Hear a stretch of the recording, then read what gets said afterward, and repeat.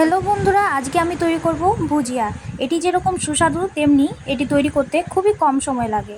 এটি বানানোর জন্য প্রথমে আমি পরিমাণ মতো 1 বাটি বেসন, তার মধ্যে দিয়ে দিলাম বিট লবণ, শুকনো লঙ্কা গুঁড়ো, হলুদ গুঁড়ো, গোলমরিচ গুঁড়ো, দিয়ে দিলাম জিরে গুঁড়ো, দিয়ে দিচ্ছি সাদা তেল, এবার দিয়ে দিব একটু বেকিং সোডা।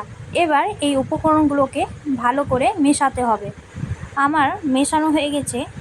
এবার আমি এর মধ্যে দিয়ে দেব জল।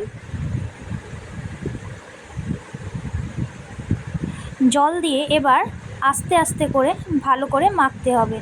মনে রাখবে একবারে জল দেওয়া যাবে না, আমাদেরকে একটু একটু করেই জল দিতে হবে। আমি এবার ভালো করে জল দিয়ে শক্ত করে ডোটা তৈরি করে নিলাম। দেখেন বন্ধুরা, এরকম শক্ত রাখতে হবে।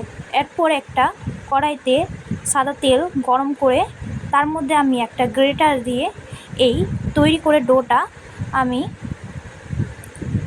ঘষে নেব।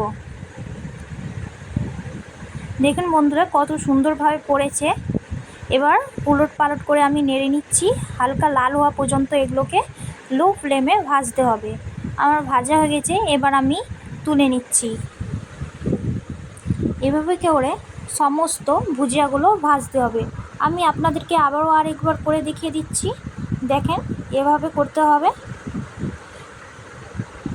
তাড়াহুড়া করলে চলবে না, আমাদেরকে আস্তে আস্তে এই ভুজিয়াগুলো ভাজতে হবে। মনে রাখবেন হাই ফ্লেমে যেন না হয়, সব সময় ফ্লেমটা লোই রাখতে হবে। আমার ভাজা হয়ে গেছে, আবারও আমি এগুলো সমস্তগুলো তুলে নেব। দেখেন বন্ধুরা, খুব সহজে আমি বাড়িতেই তৈরি করে ফেলেছি ভুজিয়া। এটি খেতেও যেরকম সুস্বাদু আর সময়ও কম লাগে। আপনারা অবশ্যই বাড়িতে বানিয়ে দেখবেন। ভালো লাগলে লাইক অ্যান্ড সাবস্ক্রাইব করে দেবেন। ধন্যবাদ।